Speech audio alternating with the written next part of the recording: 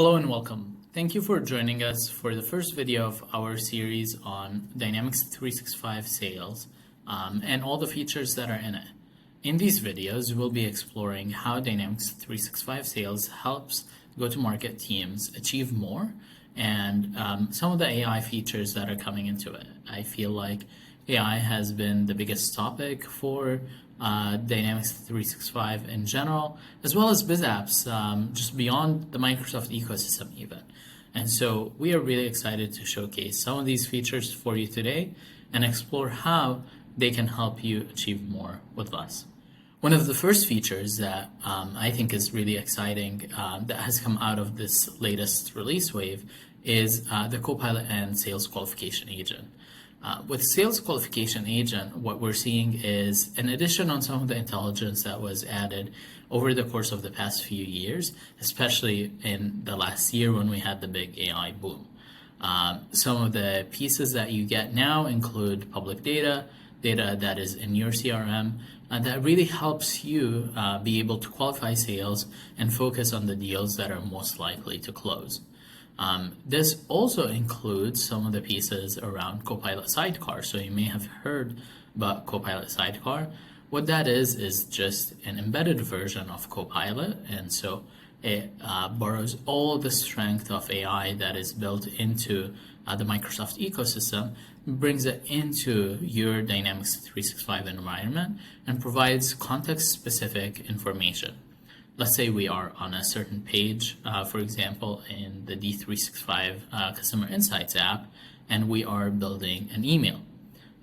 Copilot Sidecar would allow us to write some of the copy for that email and be able to use personalized data, including information that is built into our CRM.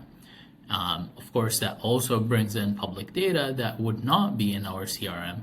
For example, how to speak to specific companies and how to understand their industry.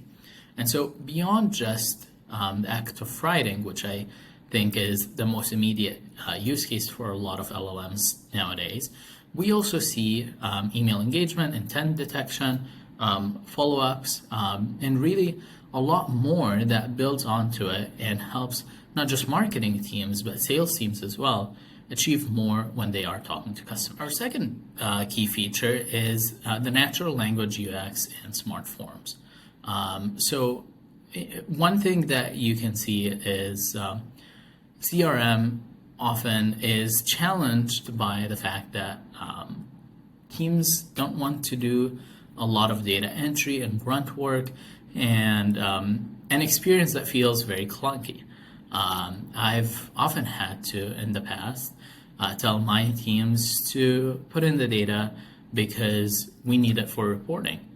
They did not feel like this data was particularly relevant to them. I can say that even myself, when I was working as a salesperson, I also felt the same way. And so to get around this challenge, we're seeing a lot of innovation inside Dynamics 365 Sales that helps employees not just feel empowered, but also feel encouraged to pursue some of the additional challenges that they might want to pursue, but in the past they felt held back by the need to input data or the need to track every single piece of the deal. And so now they are not only liberated to do more, but they are also empowered with the data that comes into Dynamics 365 Sales through some of these natural language pieces. The third piece that we're looking at is, of course, pipeline management and follow-up automation. It's quite similar to some of the pieces that we've seen around Copilot Sidecar. But the pipeline health scoring and having essentially a sales workspace that flags risks, it allows you to automate some of your follow-ups, it creates reminders, really acts as like a relationship assistant. I think that's another great feature that is essentially an application of the same technology, but it's coming in the form of helping you directly with the pipeline, with the opportunities that you're working on to ensure that you're always up to date. It's not just empowering you with the data, it's not just bringing in alerts, it's really helping you figure out what is the best next step based on what has succeeded. So what does this really mean? We've looked at three key features, all of them based around Copilot, of course, and all of them based around AI. But what this means for you as a go-to-market team is that there is a lot of innovation coming through that makes you more efficient, and also it is going to help you really explore additional opportunities and expand into new markets that were not even accessible in the past. One thing that is important to keep in mind is that all of this technology is currently at its worst state yet. One thing I really love is a book called Co-Intelligence that discusses how we can interconnect with AI. And one of the tenets of Co-Intelligence is keeping in mind that the AI we're interacting with is really at its worst stage yet. And so it's important to think, is this really what I should do? Is this not what I should do? So having a healthy dose of skepticism, but also if you've been burnt in the past, if you've tried something and the LLM that you were working with was not able to deal with it in the way that you expected, don't feel dejected. Try to experiment again. Ask an expert, ask some of the partners. You're welcome to ask our team here at Enki and learn about what is new, what has changed, why are there incremental changes that really feel like just newer transformations on the same thing, but in reality they are much more. They are polishing a lot, they are removing a lot of the risk, they're removing a lot of the error. So that is an important consideration to keep in mind for go-to-market teams. It is also really important to ensure that you are well equipped for a lot of this transformation. You might have the desire, but it does not feel feasible for you. You maybe don't have the right level of data, you don't have the right level of training for your team.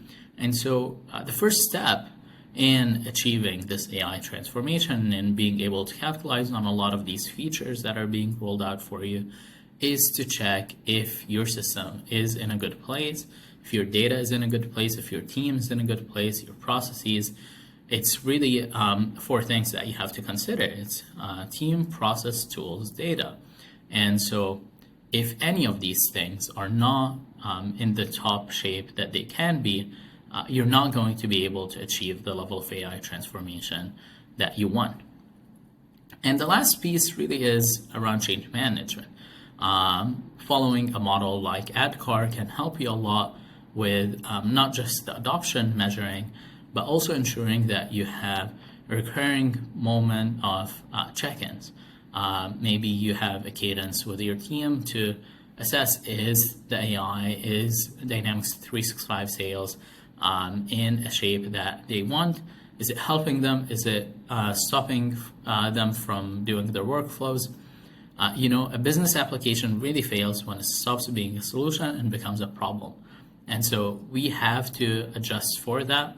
As CRM admins, it is part of your job. As sales operations specialists, this is part of your job. As marketing leaders, it's part of your job. It's really all across the go-to-market organization. This is an important consideration to keep in mind. Do we check in with the people? Do we understand the four key pillars in achieving success of checking in with our people, with our tools, with our processes, with our data?